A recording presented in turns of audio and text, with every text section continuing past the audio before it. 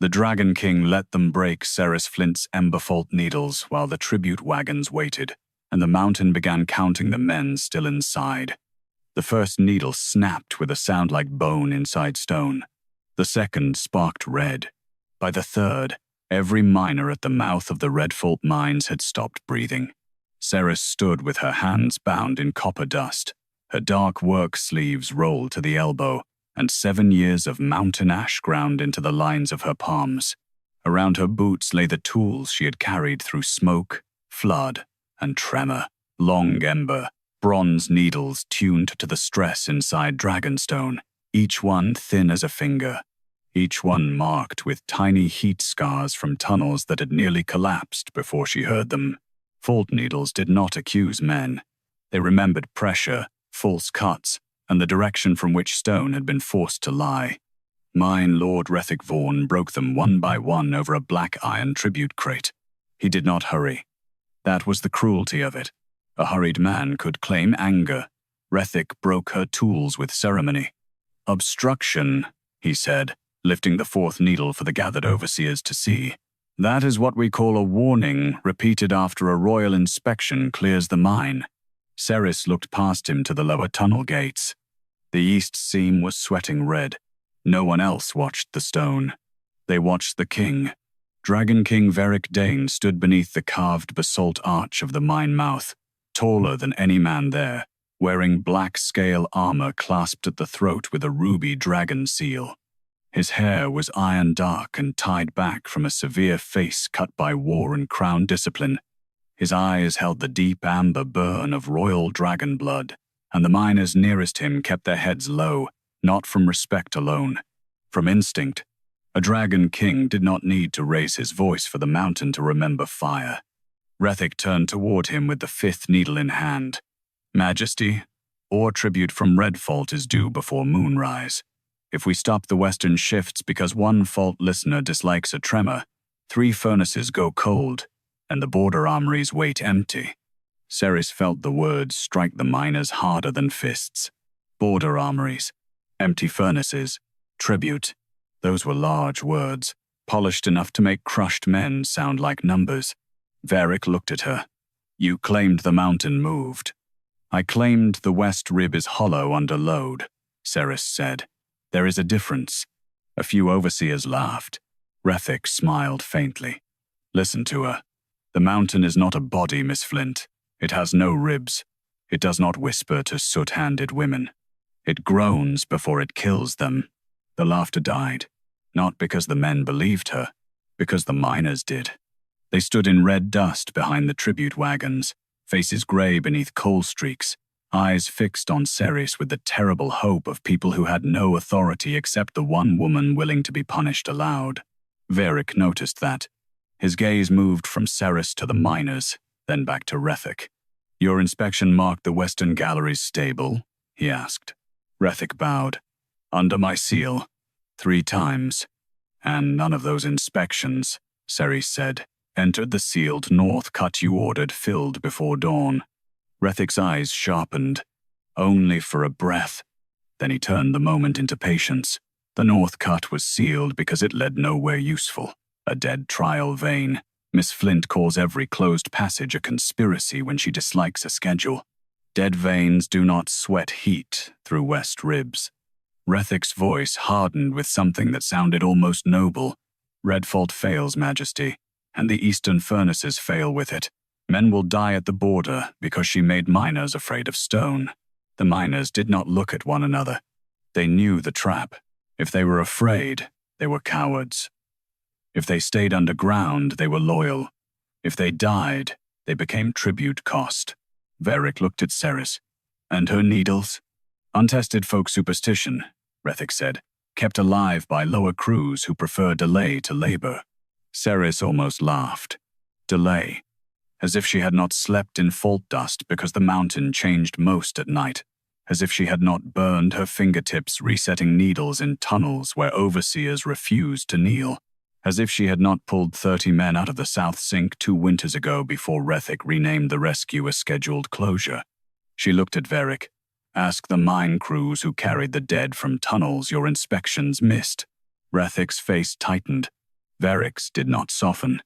A king's face rarely did when watched by tribute lords. "You stand accused of halting royal ore," he said, "of frightening crews from active veins, of marking safe shafts as unstable without noble confirmation. I marked them before they fell." Rethik snapped the fifth needle. A red spark leapt across Seris's cheek. Vaeric saw it. For one breath, something behind his eyes changed. Then Rethik spoke again. "Majesty, if the king allows every soot worker with a copper charm to override tribute law, the mines will answer to fear before crown." Seris looked at the sixth needle. Her throat tightened. Not because it was only a tool, because this one had been tuned in the old north shaft, under her mother's hand, before the collapse that took her mother's name from the safety ledgers. Not her life. Her name. The mine had kept the death and erased the warning. It carried a hairline bend that always leaned east when deep stone pulled wrong. Rethik lifted it. Seris stepped forward. Two guards caught her arms. Vaeric did not stop them. She had not expected mercy from Rethik, but she had expected the Dragon King to fear a false mine report more than a late tribute. That was the wound she would remember, not Rethik's hand. The king's stillness. Rethik broke the sixth needle. Seris stopped fighting. The miners lowered their eyes. The seventh needle remained. The oldest, blackened at the tip, red along the spine, wrapped in fine copper wire where Seris had tuned it to dragonstone pressure no inspection rod could read. Rethik held it up before the mine mouth. "Let this be the end of obstruction." Vaeric said nothing. The needle snapped. The mountain answered. Not with thunder, with a breath.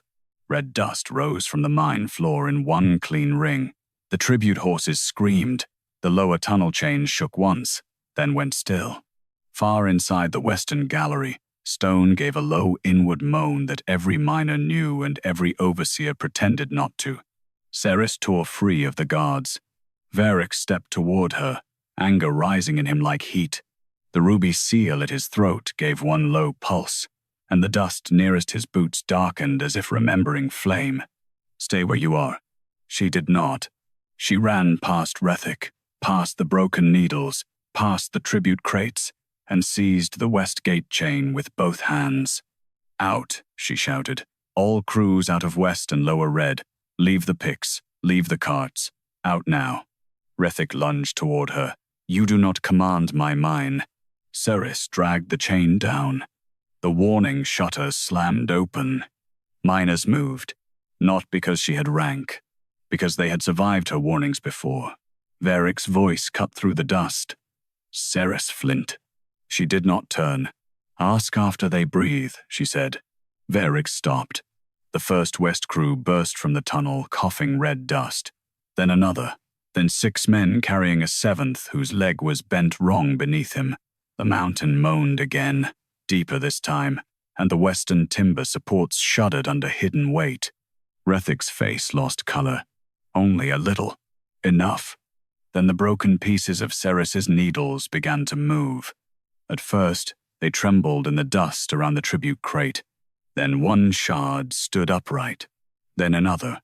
Then every snapped piece rose from the red mine floor, glowing ember bright along its broken edge. They did not point toward the west gate. They did not point toward Seris.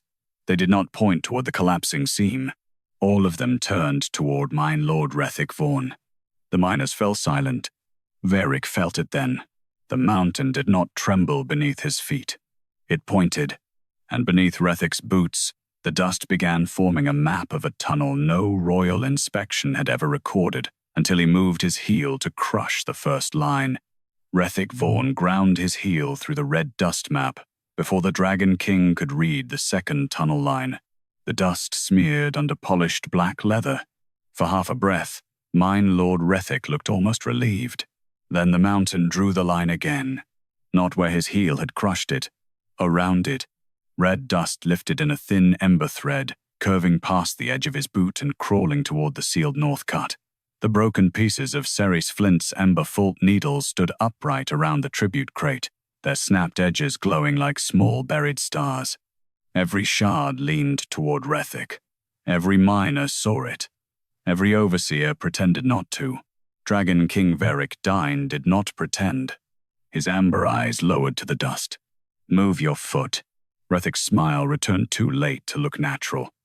"Majesty, the mine floor is unsettled after her unauthorized alarm. Dust shapes itself strangely under tremor." Seris stood beside the open west gate, one hand still gripping the warning chain. Miners poured out behind her, coughing red grit, some dragging tools, some dragging one another. She counted heads before she answered anything. 12 from Lower Red, 9 from West Rib, 4 from the timber brace crew. Too few. Her stomach tightened. "Second brace crew," she called. "Where are they?" A miner with blood on his temple turned back toward the tunnel. "North Junction." Vaeric snapped. No crew was assigned north. Seris looked at him. The broken needles burned brighter. Vaeric's voice cut through both of them. "Move your foot, Vaeric." For the first time, Vaeric hesitated before obeying. When he stepped back, the dust beneath him rose into a sharper shape, a hidden passage branching from the west rib, curling north beneath old Dragonstone, then dropping into a hollow space no inspection map had ever named.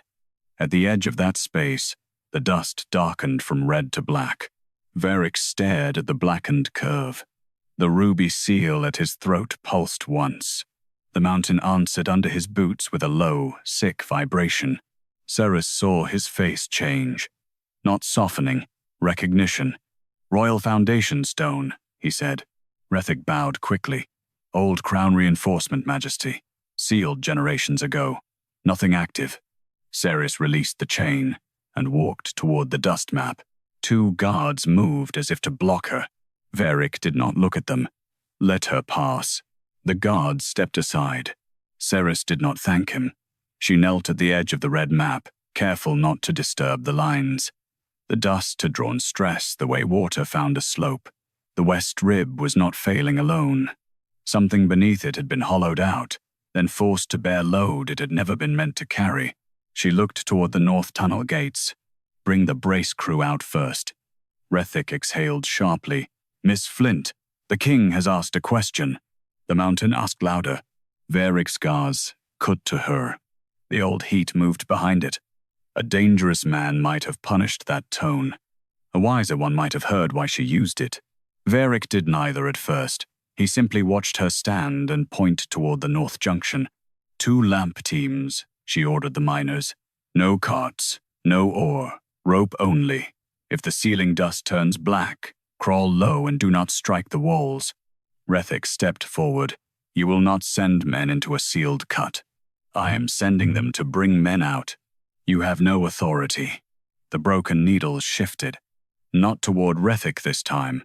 Toward the north gate. Seris followed their lean and felt cold move through her chest. "They are still alive," she said. The nearest miners moved before Vaeric could forbid them. Vaeric raised one hand.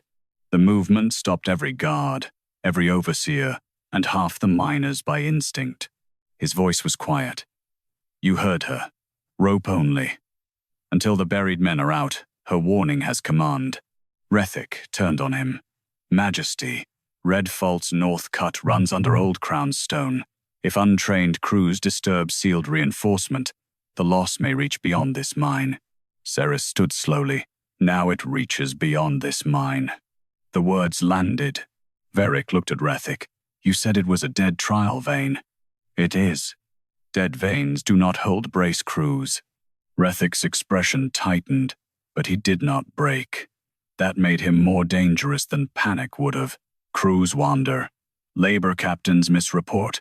Miss Flint has filled these men with dread until they see rescue where discipline should be." From inside the mine came 3 hard strikes against stone. Then 2. Every miner turned. Seris closed her eyes for a breath. "Brace signal," she said. 3 for roof, 2 for trapped. Vaeric's jaw worked once. Vaeric heard that too. He stepped closer to the mine mouth, and the air changed around him. Heat gathered beneath his armor. The ruby seal at his throat glowed from within, and the basalt arch above the mine gave a faint crack. as if old stone remembered whose bloodline had once sealed it. "Open north," Vaeric said. Rethik moved fast. "Majesty, I must object under tribute emergency code. Object after they breathe." Borrowed words did not make him safe. Seris had learned that kings could repeat truth and still bury it later. Rethik lifted his voice. "Every man who crosses that seal under her order becomes evidence of sabotage, Majesty." "Then let the living testify first," Vaeric said. The north gate was sealed with 3 iron braces and a red wax Mine Lord mark.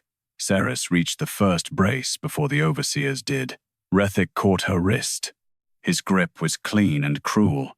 "You break that seal," he said under his breath, "and every delay, every death, every furnace failure will wear your name." Seris looked at his hand on her, then at the mine dust still clinging to his heel. "You already tried that with my mother." The words came out colder than grief. Grief had burned out years ago. What remained was record. His grip faltered. Vaeric saw it. Seris wrenched free and struck the first brace loose with a fallen hammer. The second took 2 miners. The third would not move. Rethik pointed toward the wax seal. "Witness her damaging royal reinforcement." Vaeric stepped forward, took the third brace in one black armored hand, and tore it from the gate. Iron shrieked. He did not look at Seris when he did it. A king could save men and still refuse the woman who had warned him. The north cut breathed open. Hot red air rolled out, thick with dust and the smell of crushed dragonstone. Black grit sifted from the ceiling in a thin line. Seris raised her hand. "Down." The first rope team dropped. A support beam cracked overhead. The rope snapped tight so violently that 2 miners were dragged to their knees. Someone inside coughed. Then another voice called, hoarse and faint, "Do not pull fast. Left wall is sitting on us." Seris's face went still. "Slow," she said. "The left wall is carrying weight." No one mocked her now. They listened. One by one, the trapped brace crew crawled into the light. Not all of them. First came a young timberman with both arms scraped raw. Then 2 older miners half blind with dust. Then a labor captain clutching a splintered board to his chest as if it were a royal decree. Seris recognized him. "Jarrow," she said. The labor captain would not meet Rethik's eyes. Vaeric noticed. "Speak," the king ordered. Jarrow swallowed red dust. North Cut was not sealed before dawn. It was opened under night order. Rethik's face went still. Jarrow lifted the splintered board. Burned into it were fresh survey marks. Not old, fresh enough that the burn edges still smelled of oil. Seris felt the mountain tremble again. The broken Ember Fault Needles turned from Rethik toward the black hollow on the dust map. The red lines deepened. The hidden tunnel did not end beneath the mine. It ran farther, under the royal road, toward the first foundation of Vaeric Dain's mountain throne. Someone had not been stealing ore from Red Fault. Someone had been cutting under his crown. Rethik Vaughn dropped to one knee before the dust map and accused Seris Flint of drawing the path herself.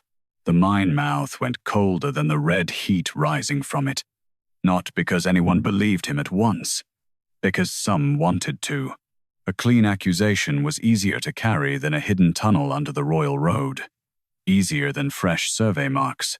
Easier than the thought that men had been sent into a sealed north cut under night order while tribute wagons waited outside. Rethik held one hand above the glowing dust, careful not to touch the lines this time. "Majesty, consider what stands before you." Her broken tools rise. Her dust moves. Her warnings lead us exactly where she wants the king to look. Seris stood beside the rescued brace crew, red grit in her hair and blood drying along one sleeve where the warning chain had bitten her skin. The miners around her were coughing too hard to speak. Jarrow, the labor captain, clutched the splintered survey board against his chest as if it might save him from choosing between truth and fear. Vaeric Dain did not move. That was worse than anger. The Dragon King stood beneath the basalt arch with the ruby seal at his throat pulsing low, each pulse darkening the dust near his boots. He looked first at Rethik. then at Seris, then at the glowing map between them. "Say the accusation plainly," he said. Rethik bowed his head. Seris Flint used fault needles to guide illegal tunnelers beneath royal foundation stone. The miners stirred. Seris did not. If she flinched, Rethik would name it guilt. If she shouted, he would name it panic. If she cried, he would name it confession dressed as injury. So she looked at the dust map and counted breathing men. Still too few. "Second brace crew is not complete," she said. Rethik laughed once, sharp and disbelieving. "You hear her? The king asks about treason beneath his crown, and she changes the count." Seris finally looked at him. "Because the mountain has not finished taking names." A rope at the north gate jerked. Every miner turned. From inside the cut came a scraping sound, then a cough too faint to belong to a man near the entrance. Seris lifted one hand. No one moved. The broken needles shifted toward the gate. "Still, someone inside," she said. Rethik rose. Or another staged sound. Vaeric's eyes flicked to him. Enough. The word carried heat. Rethik lowered his gaze, but only halfway. "Majesty, with respect. Sympathy is the wrong tool at a sabotaged mine." Vaeric turned to the captains. "Seal the outer yard. No tribute wagon leaves. No ore cart moves. No overseer enters the tunnels without my mark." The order struck the yard like a gate slamming. Rethik's face tightened. If Red Fault is sealed, the eastern furnaces fail by dawn. Then they fail honestly. The miners looked down quickly, afraid to be seen reacting. Seris did not let herself trust it. A sealed mine could protect evidence. It could also trap truth under royal command. Vaeric turned toward her. "You will answer the accusation after the last miner is out." His jaw hardened. "You do not set my order." "No," she said. "The roof does." The ruby seal at his throat pulsed again. For one dangerous breath, heat gathered around him hard enough that the red dust curled away from his boots. Then the rope jerked a second time. Vaeric looked toward the north cut. "Bring him out." Seris stepped forward. "Slow. If he is under the black dust line, pulling hard will bring the roof after him." Rethik spread his hands toward the overseers. "She controls even the rescue. Convenient." Seris ignored him and knelt by the rope. She pressed her palm to the ground, not to summon anything, not to perform for the king, but to feel where the strain traveled. The broken needles trembled in the dust behind her, each shard leaning a fraction toward the north cut. "2 hands on the rope," she said. "One on the left brace. Do not breathe when the grit falls." A miner obeyed. Another. Even Jarrow, shaking, placed one knee in the dirt and helped. Black dust sifted from the open gate in a fine, trembling veil. "Stop," Seris said. The miners froze. For 3 breaths, no one in the yard moved. Then the trapped man crawled into sight. Not whole. His face was masked in red mud. One shoulder hung wrong. His belt was tied to a broken lamp chain. He dragged something behind him, a folded strip of waxed tunnel cloth, sealed with fresh black pitch.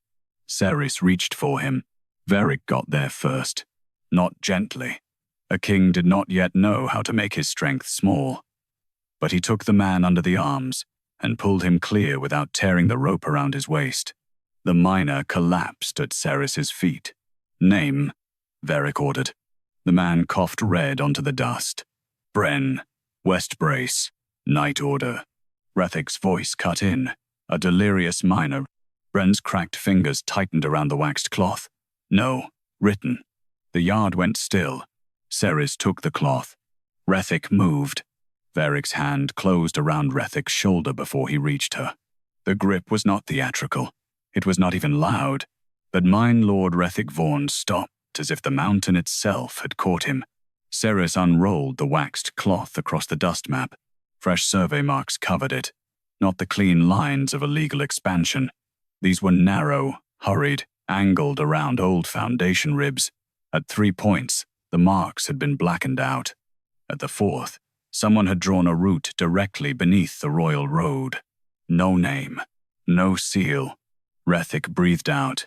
Forgery. Seris touched the edge of the cloth. The Ember Fault Needle shards answered. They did not rise higher. They turned lower, pointing not at the drawn ink, but at the pressure paths beneath the dust. The red map widened around the cloth, copying its hidden cuts, correcting its lies, showing where the survey had avoided naming the deepest hollow. Vaeric stared. Why would she bring a forged map that makes her look guilty? Rethick demanded. Because she expects folk magic to absolve her. Because she knows miners believe her needles more than law. Seris looked at Vaeric then. Fault needles do not absolve. His eyes held hers, hard and amber. What do they do? She wanted to say, you should have asked before you let him break them. Instead, she said, they remember where stone was forced to lie. The mountain groaned. Far below, something cracked in a slow line. The dust map widened again, crawling past the tribute wagons, past the sealed yard, past Vaeric's boots, toward the old royal road. Vaeric finally released Rethick, not because he trusted him, because the next truth lay under the king's own feet. Rethick touched his shoulder where the king's grip had been and smiled with bloodless control. Majesty, if this tunnel reaches royal stone, then the woman who tuned the needles is the only person alive who could have guided it safely. The accusation sharpened. Some overseers looked at Seris differently now, not as obstruction, as possible architect. Seris stood slowly. If I had guided that tunnel, it would not be collapsing. The broken shards flared. The red dust map sank suddenly in the center, revealing a hollow line beneath the royal road, and inside that line, a second mark burned black through the dust. Not Seris, not a miner's. An old dragon crown foundation seal, burned in the style of a reign Vaeric had inherited but never signed. Vaeric looked down at the seal beneath his own boots. Then the royal road cracked. The first crack split the royal road between Vaeric's boots and ran toward the tribute wagons like a command written in stone. Horses screamed. Iron wheels jolted. A cart stacked with red ore tilted hard enough that two haulers threw themselves against the side to keep it from rolling into the yard. The crack did not open wide. That was worse. It moved thin and fast under the dust, searching for the weakest place beneath the road. Seris Flint saw the direction before the overseers did. Off the stone, she shouted. All wagon teams off the royal road. Now. Rethick Vaughan turned on her. Those wagons carry tribute ore. That road is a roof. The miners heard her. They moved. Haulers cut harness lines. Drivers leapt down from carts. One horse reared, dragging a half-broken wagon toward the black line opening under its rear wheels. Seris ran for it before any guard stopped her, caught the bridle, and drove her shoulder into the animal's neck. Left, she snapped. Left, damn you. The horse fought the command, eyes rolling white. Then Vaeric Dain was there. Heat rolled off him in a dark wave. The ruby seal at his throat pulsed, and the panicked horse froze, trembling as if dragonfire had become a wall before it. Vaeric seized the wagon shaft and hauled it sideways with one armored hand. Wood groaned. Iron screamed. The rear wheel cleared the crack just as the stone beneath it fell inward with a dry, hollow cough. Seris did not thank him. She dropped to one knee at the edge of the break and put her palm near the dust, not on it.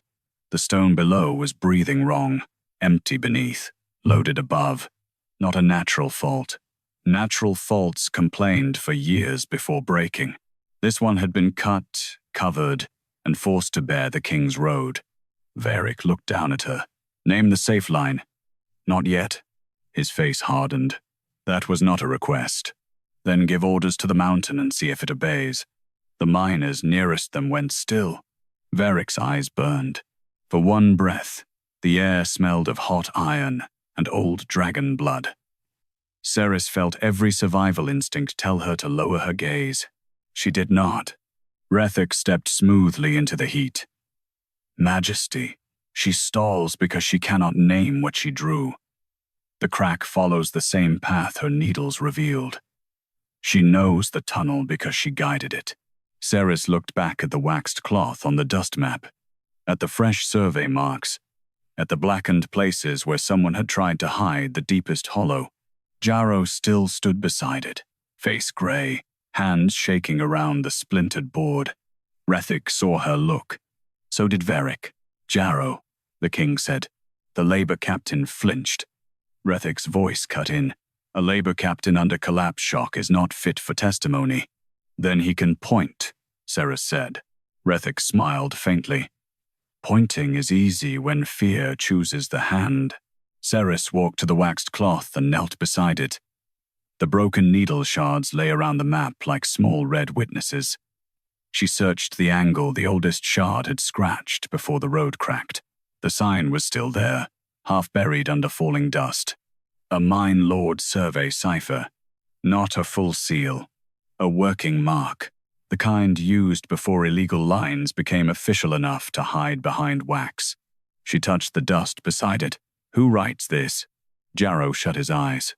Vaeric said softly, think carefully. Vaeric's gaze turned. The king did not move closer to Jarrow. He did not need to. The whole yard felt him waiting. Jarrow swallowed. Private survey house. Whose? Vaeric asked. Jarrow's lips moved without sound. Vaeric said, Majesty, any answer he gives now is purchased by her superstition. Seris stood. No, it was purchased before dawn. The oldest shard trembled. She looked at it, then at Jarrow. The cipher is not the root. It is the pay mark, isn't it? Jarrow's shoulders folded. Vaeric's face remained calm, but the calm had become thin. Answer, Vaeric said. Jarrow whispered, Vaughan survey. The tribute yard changed. Not loudly. Men did not gasp when fear held their wages, families and graves. They simply stopped pretending they had not heard. Vaeric gave a weary sigh. House Vaughan owns half the surveys in Redfault. That proves administration, not crime. Seris nodded once. Then why blacken the cut points? Ask your needles. I am.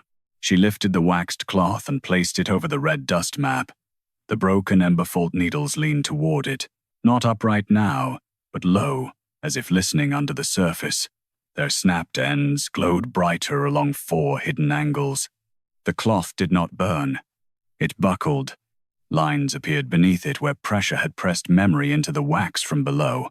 Vaeric's survey marks shifted as the mountain corrected them, pulling false straight lines into bent, load-bearing ribs. 3 blackened points opened into wider hollows. One lay under the royal road. One lay under the tribute yard. The third ran toward the mountain throne. Vaeric's face went still. Seris felt the tremor pass through him before it reached the ground. The ruby seal at his throat dimmed, then flared dark red. Vaeric noticed. Majesty, he said quickly.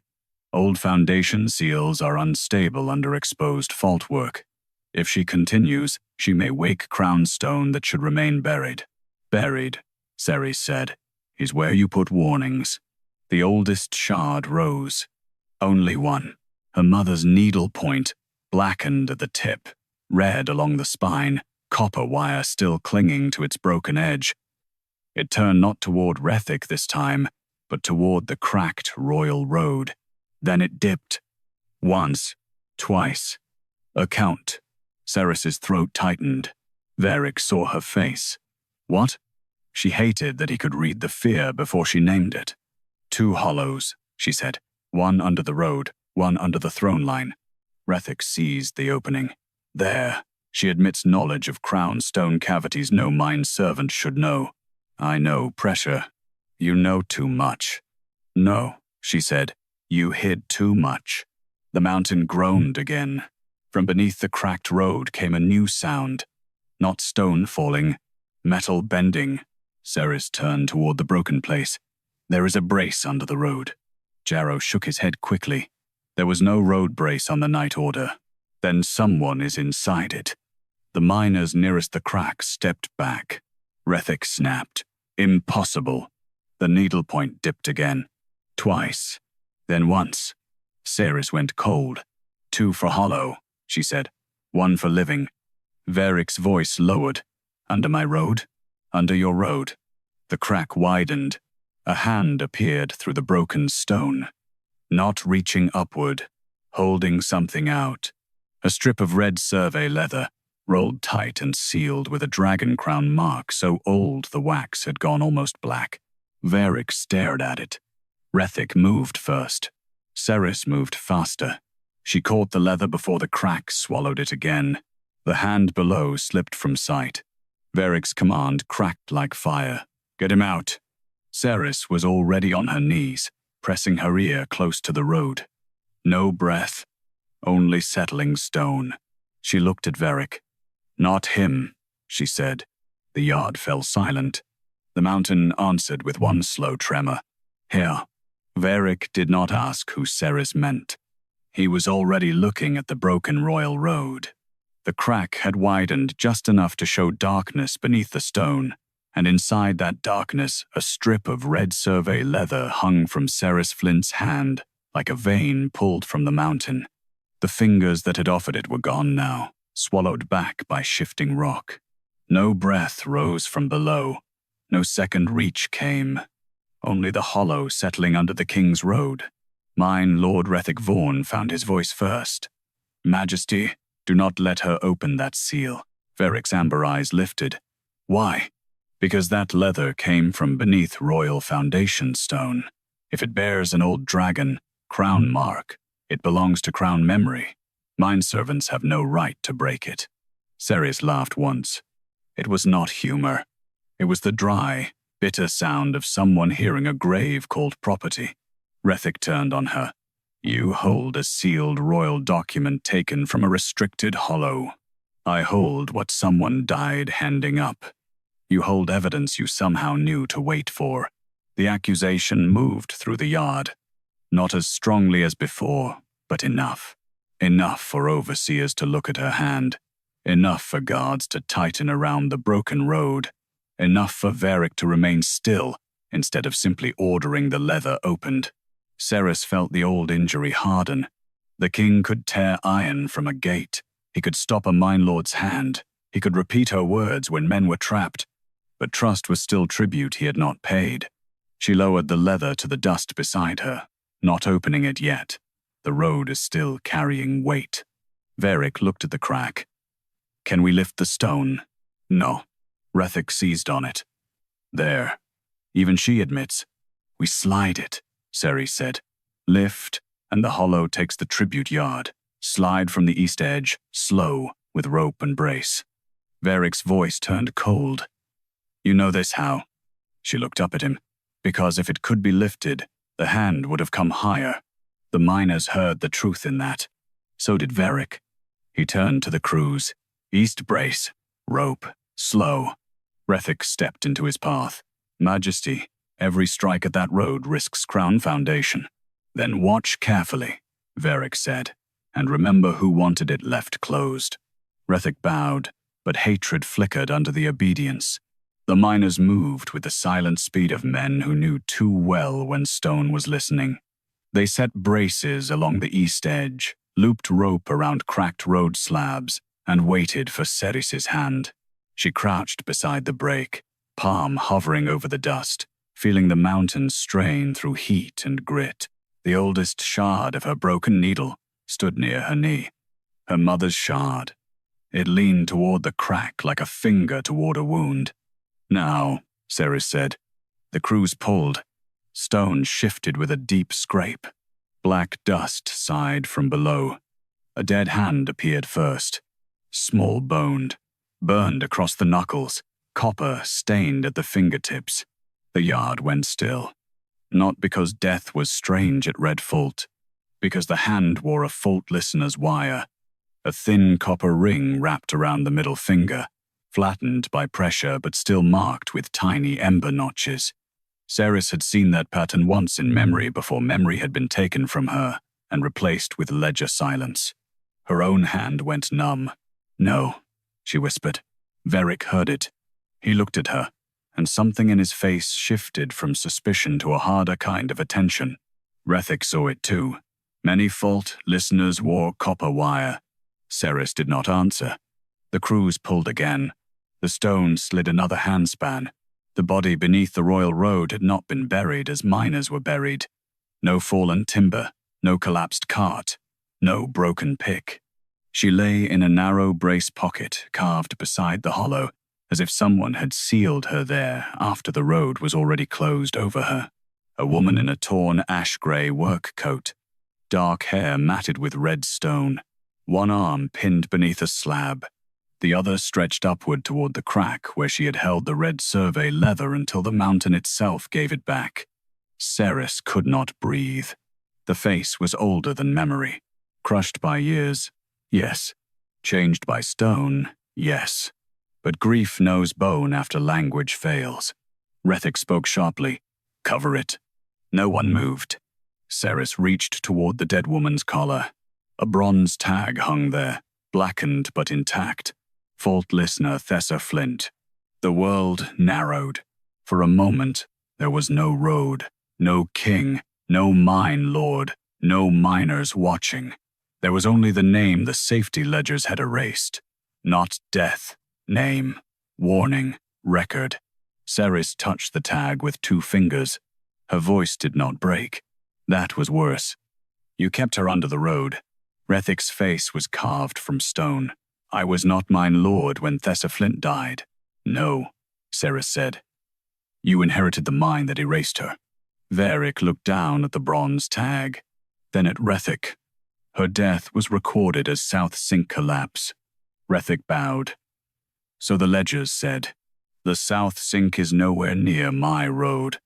Old records are imperfect, Majesty." The mountain gave a low groan beneath them. The broken fault needles flared. One by one, the shards turned from Rethik to Seris Flint's body. Not accusation, recognition. Seris understood then why the mountain had counted wrong all these years. It had not kept her mother's death hidden because it forgot. It had kept pressure around her because no one had read the warning she died holding. Seris picked up the red survey leather. This time, when Rethik moved, Vaeric's hand caught him before he took one step. "Stand still," the king said. Rethik's jaw tightened.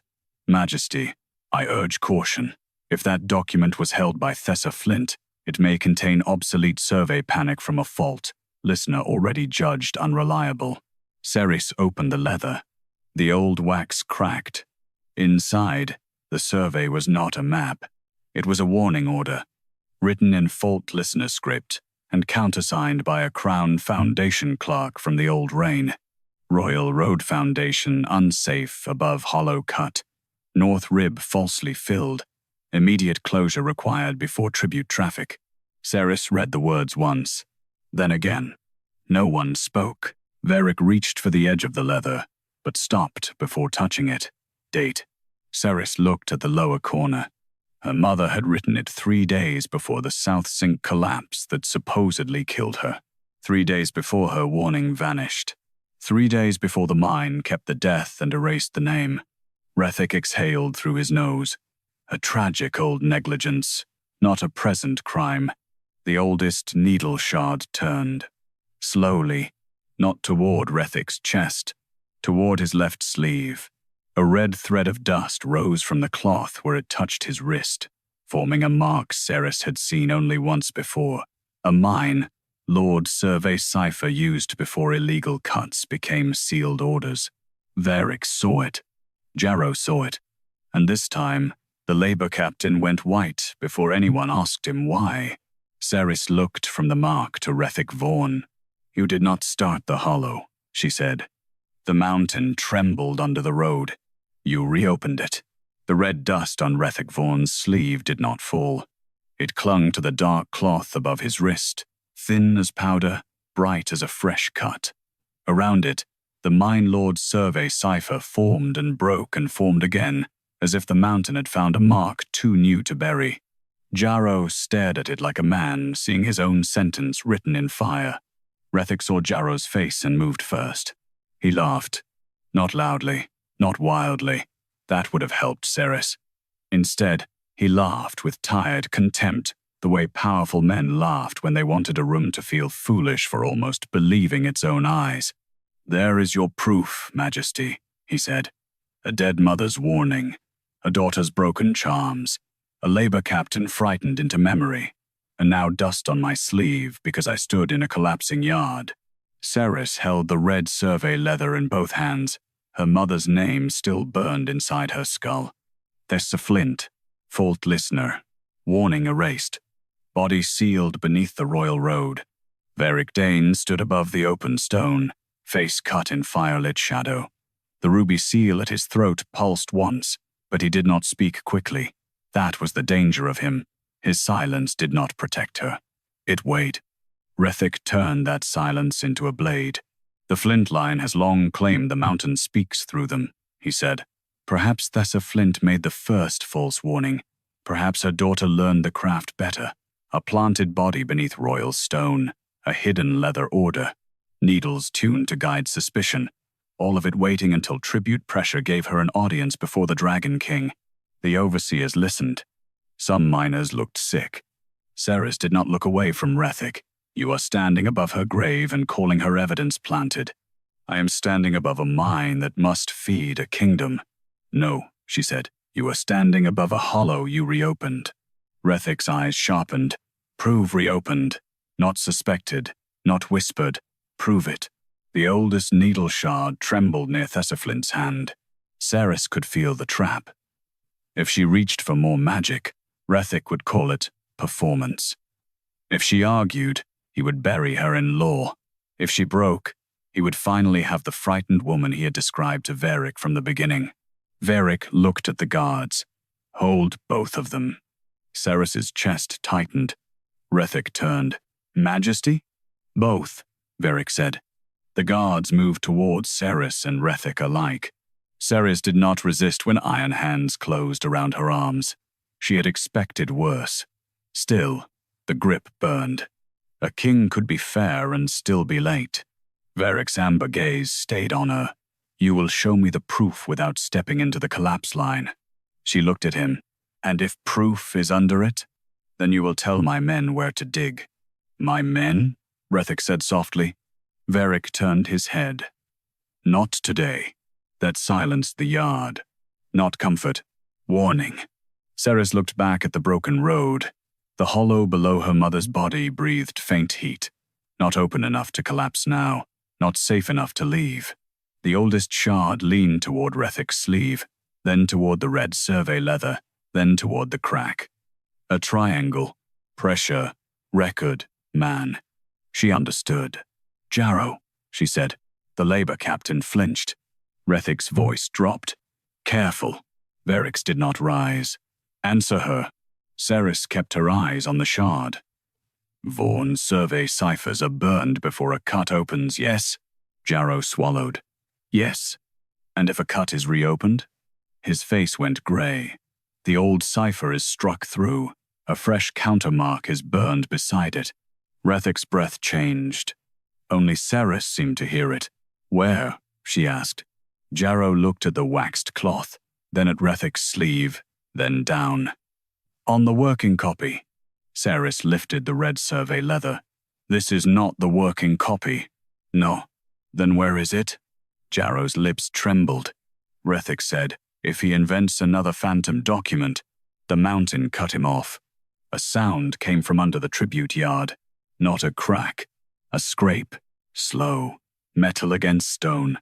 Every miner turned toward the wagons. Seris's heart went cold. Move the tribute crate. The guards holding her did not release her. Vaeric looked at the nearest captain. Move it. The black iron tribute crate sat where Rethick had broken the needles. 4 miners dragged it aside. Beneath it, red dust had been packed smooth by weight and boot traffic. Then the dust sank. A narrow iron hatch appeared under the crate, its edges hidden in old ore grime. Across its center lay a fresh countermark, burned so recently the line still held an oily sheen. Vaughan survey. Reopen order. Not old. Not inherited. Not Seris Flint's warning. Not Seris's tool. Rethick's. The yard stopped breathing. Seris looked at Vaeric. There is your proof. Rethick smiled. That was worse than fear. Majesty, he said, if that hatch is exposed, the tribute yard will fail. Seris went still. The oldest shard dipped once, then twice, then 5 times. Not hollow, not living. Load. Too much load. Seris looked at the wagons, the crate, the cracked royal road, and the hidden hatch placed exactly where tribute weight would hide a reopened cut. He did not only reopen the hollow, she said. He used the tribute wagons to hold it shut. The mountain groaned beneath them. The hatch buckled upward, and under the tribute yard, something began knocking from below. The tribute wagons sank first. Not far, only an inch. But every miner in the yard knew the difference between a wheel settling into dust and a road remembering it was hollow. Iron rims bit downward. Harness chains tightened. The black tribute crate rocked above the hidden hatch, and from below came another slow strike. Stone. Pause. Stone.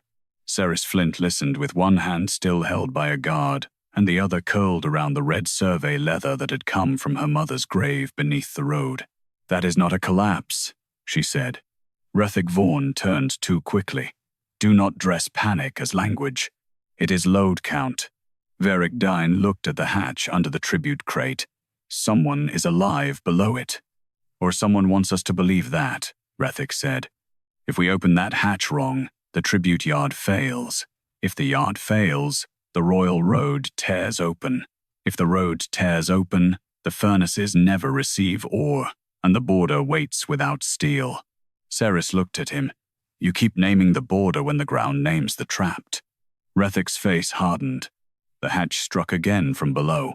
3, then 1. Seris's blood tightened. 3 braces, 1 failing. A miner near the crate whispered a prayer into his sleeve. Vaeric turned to Seris. Can the hatch be opened? Yes. Vaeric breathed out. Of course she says yes. Seris looked at the sunken wheels, the cracked road, the hidden countermark, and the tribute weight pressing down exactly where the reopened cut should have been weakest. But not by lifting the crate, she said. He used weight to hold the hollow shut. If you pull the load upward, the roof below may come with it. Vaeric's eyes sharpened. Then how? Shift the weight sideways, 1 wagon at a time. No dumping ore. Brace behind every wheel before it moves. Vaeric stepped forward. Majesty, you cannot let a suspected saboteur command the tribute yard. Vaeric did not look at Seris when he answered. I am not letting her command the yard.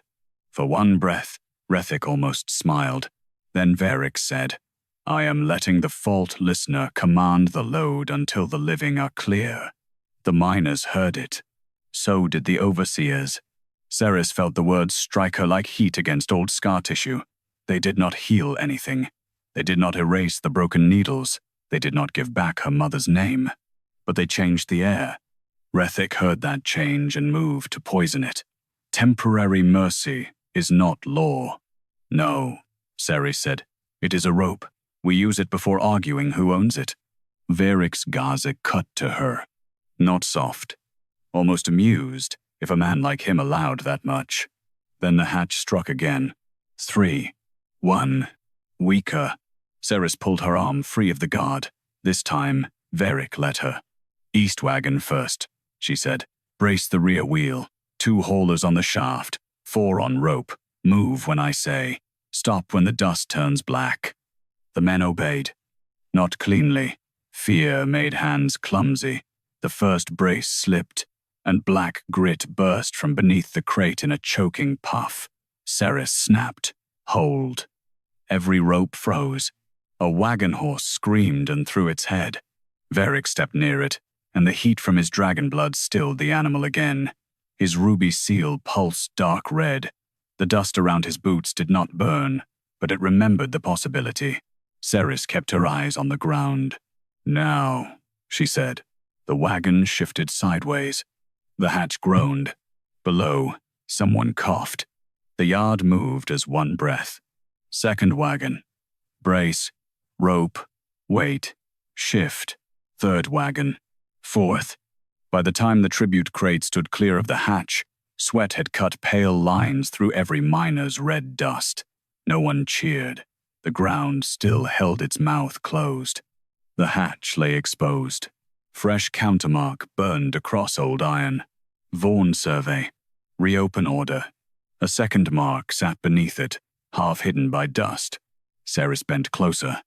Rethic's voice cracked across the yard. "Do not touch that." Vaeric stepped between them. "Why?" "Because if she smears it, we lose the only proof of who marked the hatch." Seris looked up slowly. There it was. Too ready. Too clean. She brushed dust away with the back of one finger. The lower mark appeared. Flint Fault approval. The yard went silent. Every eye turned to her. Rethic did not smile this time. He did not need to. "Majesty," he said softly. "The hatch bears her line." Seris stared at the mark. "Flint?" "Not Seris. Not Thissa. Only the blood name, burned where a faultlessness consent should have been. Enough to stain the living daughter. Enough to explain the dead mother. Enough to make every warning look like inheritance of crime." Vaeric's face became unreadable. Seris felt the old familiar cold move through her. This was how a warning became obstruction. This was how a name became guilt. From below the hatch came one more strike. Not three. Not one. A single desperate blow. Seris closed her eyes. "Open it." Rethic said, "If she opens that hatch, she destroys the mark." "If we leave it closed," she said, "the mark outlives the men." Vaeric looked at her. "Do it," he said. Seris drove the pry bar into the hatch seam. 2 miners helped. Then 4. The iron resisted, then screamed open. Hot black air burst upward. A man fell through the gap into the light, covered in red dust from hair to boots. Another followed, then a woman with both hands wrapped in torn brace cloth. They had been crouched under the tribute yard, holding timber wedges against the reopened hollow, while wagons rolled above them. The last man out carried a cracked load slate. He saw Rethic and tried to crawl backward into the dark. Vaeric caught him by the coat and pulled him into the yard. "Name." The man shook so hard his teeth clicked. "Marek. Load brace crew. Who ordered you under my tribute yard?" Marek looked at Rethic, then at the hatch, then at Seris. His voice broke. The order said Flint approved the reopening. Marek's words did not need to be loud to turn the yard against her. The order said Flint approved the reopening. Men who had trusted Seris Flint with their breathing looked at her differently for one sharp breath before shame pulled their eyes away. Overseers did not look away. They watched as if guilt had finally found a shape they could use. Rethic Vaughan let the silence grow. Then he stepped into it. "Majesty," he said, "there is the missing piece. A Flint warning buried under the road. A Flint approval under the tribute yard. A daughter with broken tools that conveniently reveal only what clears her dead bloodline." Seris stood beside the open hatch with black dust rising around her boots. The rescued load crew lay coughing behind her. Marek still shook under Vaeric's grip, his hands cut from holding timber braces beneath wagons heavy enough to crush a room flat. Vaeric released him slowly. His eyes moved to Seris. Not accusation, not trust. Something colder. Judgment held back by force. "Show me the slate," he said. Marek dragged the cracked load slate from under his coat. It was black stone, thin and rectangular, the kind used for dangerous work because paper sweated to pulp underground. Flint Fault approval. Seris did not reach for it. "That is not my hand." Rethic's mouth curved. "Convenient. My approval marks carry depth count. Unless you omitted it to hide intent. Fault approval without depth count is not approval." Rethic turned to Vaeric. More private rules from a woman whose mother left warnings no one verified. Seris looked at the slate. "Let the mountain verify it." "No," Rethic said. "Too fast." Vaeric heard it. "Why not?" "Because every time her mountain speaks, more law is made in dust instead of seal." Seris stepped toward the broken Ember Fault Needle shards. Fault Needles remember pressure. If Flint approved that hatch, the shards will lean toward me. Rethic's expression thinned. "And if they do not, you will claim the slate was forged by dead men?"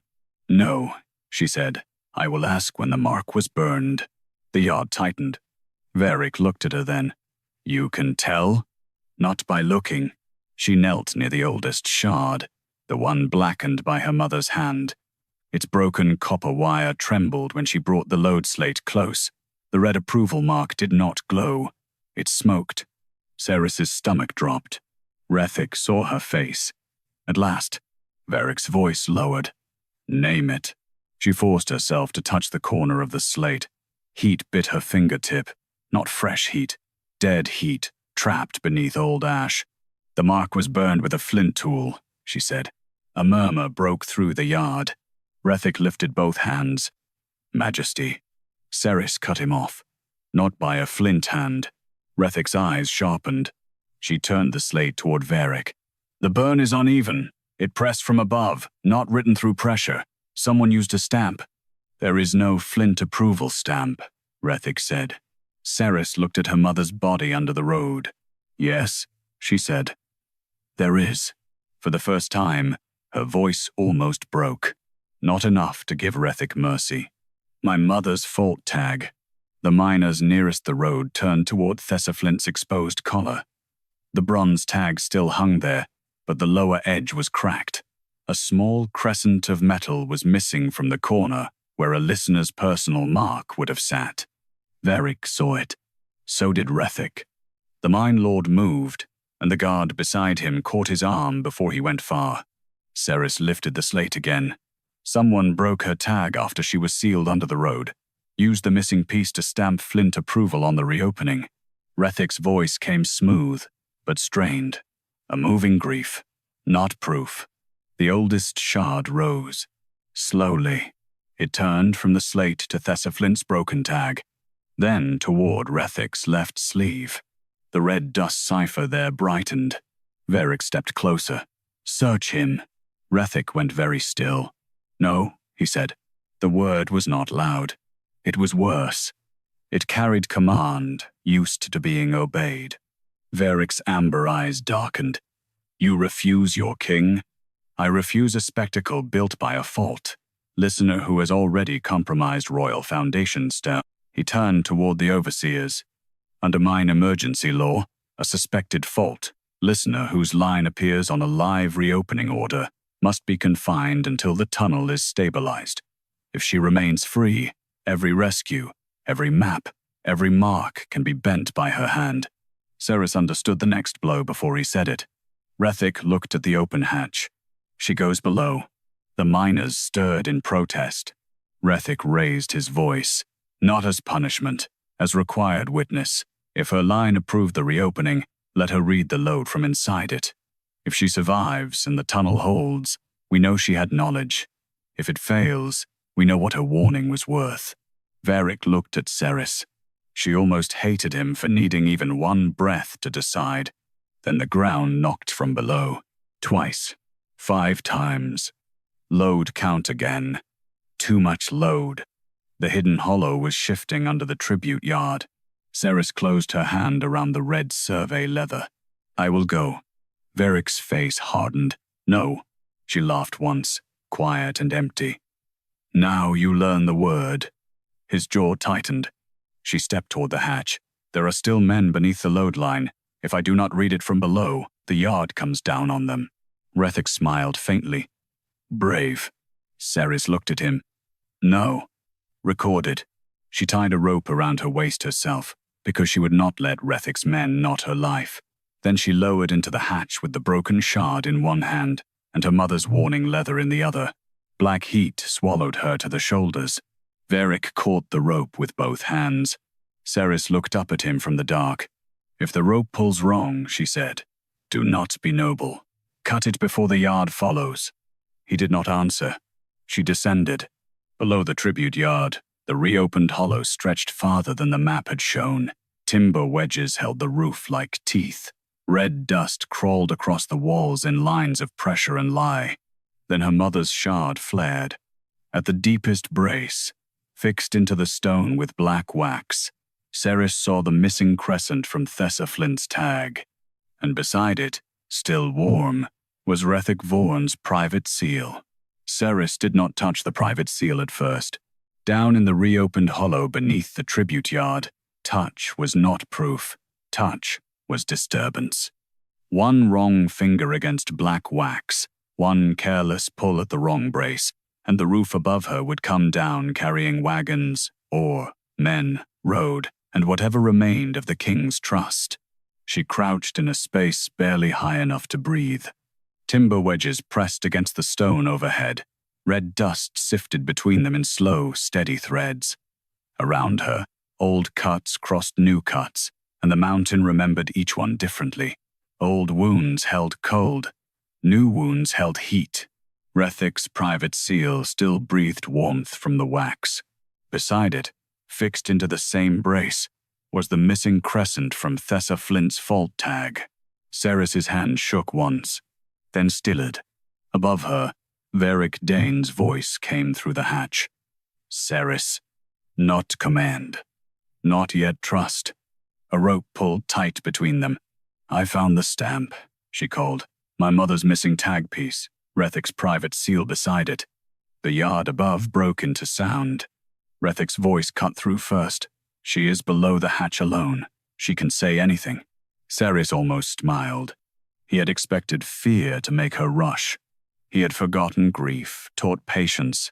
She took the oldest needle shard and set its broken point near the wax. The shard glowed red, then bent toward the seal without touching it. The pressure in the wall answered, tracing a thin ember line from the private mark to the false flint approval above. The mountain made the connection visible. There, she said. The seal fed the stamp. Vaeric's voice lowered. Can it be removed? No. Rethic seized the answer. You hear her? She refuses to bring proof up. Seris lifted her head toward the hatch, because it is load-bearing. Silence. Even above ground, the miners understood. Rethic laughed softly. Convenient again. No, Seris said. Wicked. The word went upward through the dust. The missing crescent is wedged into the brace. If I pull it, the false flint mark loses its source, but the roof loses its tooth. The yard drops. Vaeric's hands tightened on the rope. She felt it around her waist. Rethic's voice turned smooth. Then leave it. Bring her up. Seal the hatch. We will review after stabilization. After stabilization, Seris said, you will pour slag through the hollow and call it emergency reinforcement. Rethic's silence was brief. So brief. Vaeric heard it. What else is below? The king asked. Seris shifted carefully, following the ember line past Rethic's seal. It ran deeper through the brace, under a narrow ridge of blackened dragonstone. There, carved into the underside, was a second route mark. Not toward the road, toward the mountain throne line. Her breath thinned. He used the tribute yard as a lock, she said, but the lock is holding back a larger cut. Rethic shouted down the hatch. She is inventing more tunnels because the first proof cannot move. Seris ignored him. The hollow continues under the throne line. If the tribute load leaves without bracing the lower cut, the pressure shifts there. Vaeric said, to my throne. Yes. The word hung in the hollow like dust before collapse. Then the mountain knocked. Not from below, from around her. 4, 5, 1. Seris went cold. 2 hollows, heavy load, 1 living. Not under the yard. Farther in, someone was still under the throne line. She turned before she could think. The rope snapped tight. Vaeric felt it. Do not move. There is someone deeper. Can you reach them? She looked at the crawl space beyond the brace. It was narrow, red hot along one side, black with dust along the other. A fault listener could pass if she did not breathe too deeply. A miner in armor could not. A king could not. I can. Rethic's voice rose sharply. Majesty, if she enters the throne line, she can alter crown foundation evidence beyond witness. Seris closed her eyes. There was the trap. If she stayed, whoever knocked deeper might die. If she went, Rethic would call every new mark hers. If Vaeric ordered her back, he would save evidence and lose a life. Vaeric said nothing. The silence hurt more than command. Then he spoke.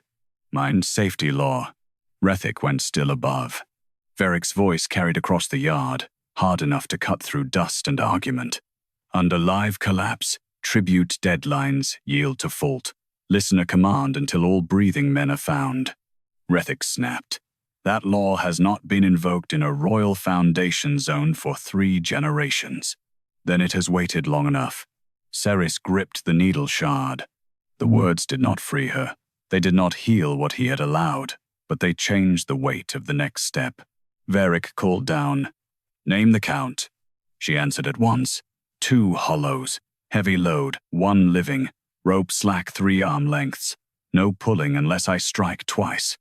The rope loosened. Seris crawled forward. The stone scraped her shoulders. Heat pressed against her cheek. The old shard glowed low in her fist, not bright enough to see everything, only enough to show where the mountain was lying under forced weight. The knocking came again. 1. Weaker. She reached the inner pocket and found a man folded under a collapsed brace, one leg pinned, mouth packed with red dust. His eyes opened when the needle light touched him. He tried to speak. Only blood came. Seris put 2 fingers to his throat. Alive. Barely. Around his neck hung an overseer's tally chain. Not a miner. Not a brace worker. One of Vaeric's men. He clutched a black slate to his chest. Seris eased it free. The writing on it was fresh, scratched by a shaking hand. Reopen under Vaughn's seal. Shift load toward throne line before King's inspection. Blame Flint warning if fault rises. Seris stared at the words. Then the brace above her cracked. The trapped overseer grabbed her wrist with the last strength he had. "Run," he rasped. Above her, Vaeric shouted, "Pull her out now, Majesty, or lose the yard." The rope jerked hard around her waist. Not Vaeric's pull. Too sharp, too panicked, too early. Seris struck the stone twice with the needle shard. The signal to wait. The rope pulled again anyway, and the throne line began to fall. The fall began as dust. Not the loose red drift that clung to boots and sleeves, but black foundation dust pouring from the throat of the throne line as if the mountain had opened an old lung. Seris Flint felt the rope bite into her waist and drag her backward over broken stone. Wrong pull. Too soon. The trapped overseer's fingers slipped from her wrist. The black slate struck her chest. Above her, the brace cracked again, and the heat in the crawl space changed from warning to sentence. Seris drove her mother's shard into the stone and struck twice. Wait. The rope pulled harder. Someone above had chosen panic over count. The tunnel groaned. Then the rope stopped so suddenly her breath tore out. Vaeric Dain's voice came down through the hatch, no longer distant. Who pulled? No one answered. Then a miner shouted, "Vaughn's captain put it on the winch." Vaeric's voice cut through the yard. I ordered an emergency extraction. She was inside the throne line with royal evidence. Seris closed one hand around the black slate. Vaeric. The name left her before rank could stop it. Silence struck above. Then the Dragon King answered, low and hard. "Name the count." She swallowed dust. 1 living, 1 slate. Throne line falling from West Tooth. I need slack, not pull. Brace the hatch. Send no one down. Vaeric shouted.